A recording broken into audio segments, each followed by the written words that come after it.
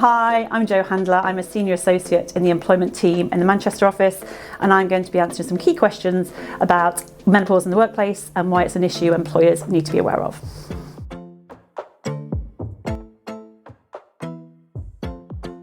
Menopause has become a really hot topic over recent years with increased media coverage. There are 4 million in the workplace aged between 45 and 55, and every year 400,000 of these will start the menopause or perimenopause. There are really interesting statistics about the impact this has at work. So 8 out of 10 of women that were interviewed said that they had no support at work from their employers. 4 out of 10 said that it had a severe impact on their ability to do their job, and 1 in 10 women actually said they've left their job because of it. So it's a huge issue that employers need to be aware of.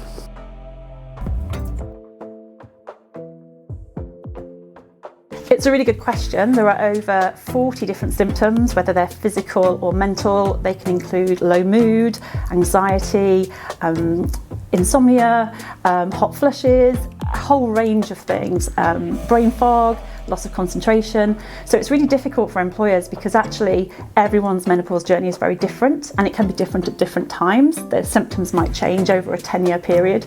So it's very difficult to sort of put it in one box and say these are the symptoms, because there are so many things that could be affected by menopause.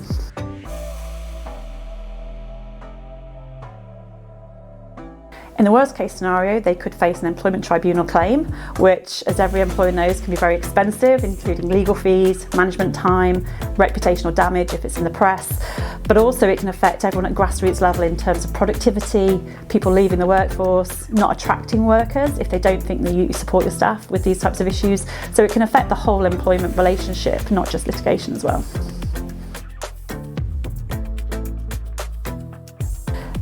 There isn't a separate protected characteristic for menopause. There was a campaign a couple of years ago to make it a separate heading under the Equality Act, but that was turned down by government. So instead, employees would need to bring it under existing protected characteristic legislation, so that'd be sex, age or disability discrimination. Typically we're seeing more cases from disability. There was a recent case this year where somebody succeeded in showing the employer had failed to make reasonable adjustments to accommodate or take into account their menopausal symptoms, which had impacted on performance. They were sacked or facing disciplinary action, and the damages awarded were over £60,000. So it can be very expensive if you get it wrong.